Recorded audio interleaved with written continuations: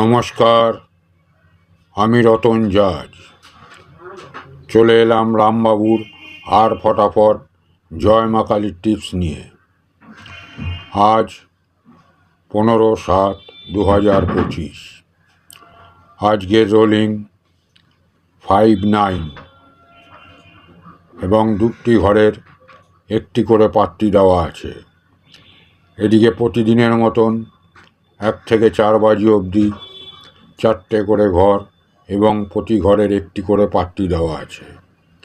আপনারা part by part খেলতে পারেন, নচেত অর্থ অনুযায়ী রোলিংয়ে পরিণত করতে পারেন।